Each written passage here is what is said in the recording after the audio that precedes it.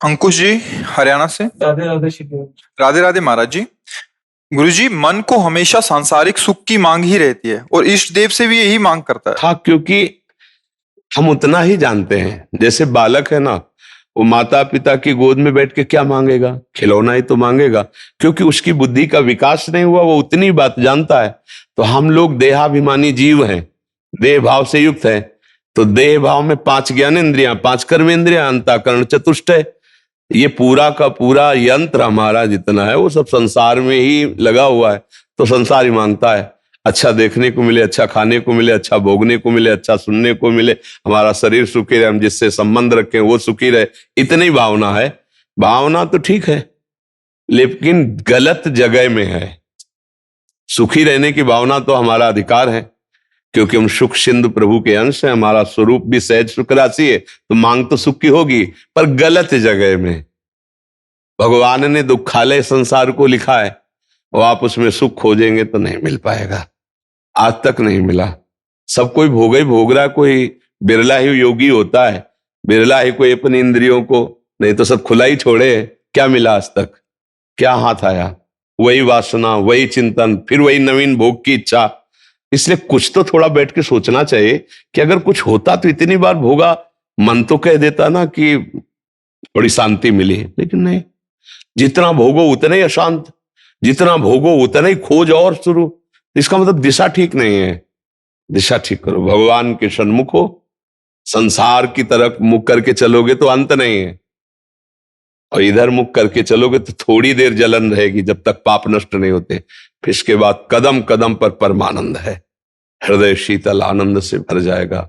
बार बार प्रभु को प्रणाम करके आप कहोगे, प्रभु बचा लिया मुझे, संसार की जलन से बचा लिया है। तो चाहे कामना से युक्त हो चाहे निष्काम हो, पहले तो डट के प्रभु की तरफ लगना चाहिए। ये सब बातें छोड़ दे। हमें जो चाहिए, हमारे बाप हो आप ही को तो देना पड़ेगा। प्रभु सबके पिता है, स्वामी है, मालिक है, ईश्वर है। तो भाई हमें नहीं ज्ञान है कि इससे बढ़कर कोई आनंद है। हमको यही आनंद लगता है तो हम यही चीज मांगेंगे। आगे वो खुद आपका भाव बढ़ाएंगे, तब आपको समझ में आया कि जो मांगा अभी तक वो तो सब व्यर्थ ही था। नहीं नहीं नहीं, मुझे ये नहीं, अब मुझे इससे बढ़कर आनंद चाहिए।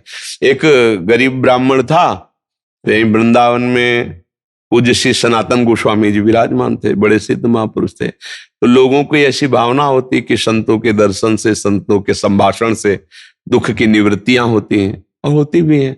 संत दर्श जिਵੇਂ पातक टरे, संतों के दर्शन मात्र से पाप नष्ट होते हैं। फिर उनके मन में आया कि इनकी सेवा करें। अब वो विरक्त महापुरुष, कोई सेवा लेते नहीं थे।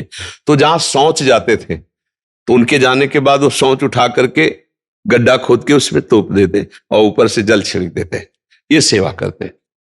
एक दिन वो जा रहे थे, अचानक लौटे तो देखा वो सेवा कर रहे थे, ये वाली। तो संतों का हृदय बड़ा करुणा उनका, भाई ऐसा क्यों करते हो आप? महाराज मैं गरीब आदमी हूं, आप संतों की कृपा से आदमी सुखी हो जाता है, सुना इसलिए। अच्छा तो देखो, ये पारसमणि है, यहां हटाओ, दूर से इसे कहा, ये पारसमणि निकालो, जितना चाहो सोना बना लो जाके लोहे को, फिर फेंक जाना यमुना जी में। लेके चला। फिर सोचा ऐसा क्या, इससे बढ़कर कोई सुख है इन बाबा के पास? लंगोटी लगाए हैं, शरीर कृश हो रहा है, और इतनी बड़ी मणि इनके पास थी, इन्होंने प्रयोग क्यों नहीं किया? लौट आया, बुद्धि काम कर गई ला। बोले बाबा आपने क्यों प्रयोग किया? प्रयोग नहीं किया। तो कहा मुझे इसकी आवश्यकता नहीं, मेरे पास इंद्रनील मणि है, इंद्रनील मणि श्री कृष्ण, मुझे इस पारसमणि कंकड़ पत्थर की जरूरत नहीं। बोले बाबा फिर हमको भी नहीं चाहिए, जिस आनंद में आप मगन हो वही आनंद। एक दिया उसने, पारसमणि एक दी, और कहा बाबा आप जिस, वही उनकी कृपा से भगवान की भक्ति में लग गए। तो हम लोग जानते नहीं है ना, इसलिए उसमें लगे, और जिस दिन जान जाएंगे तो खुद फेंक देंगे, नहीं चाहिए मुझे संसार, मुझे प्रभु चाहिए। तो धीरे धीरे भजन बढ़ाओ तो ज्ञान प्रकाशित हो जाएगा, संसार का महत्व तो खत्म हो जाएगा। या कुछ नहीं भैया, कुछ नहीं। जीवन भर लोग लग गए इस बात में कि मेरा नाम हो जाएगा। कौन किसका नाम देखता है? अब देखो परेशान है लोग, हमारा नाम हो जाए, हमारा यश हो जाए, कि अरे यार जिंदगी में है क्या, 4 लोग हमारा नाम लेंगे। तुम्हारा नाम क्यों? भगवान का तो नाम नहीं लेते, तुम्हारा नाम लेंगे। जो ईश्वर हैं उनका तो नाम नहीं ले रहे लोग, तुम्हारा नाम लेंगे। मर के चले गए ले सब, खंडहर पड़े हैं, बड़े बड़े चक्रवर्ती सम्राट राज्य करके चले, कुछ नहीं।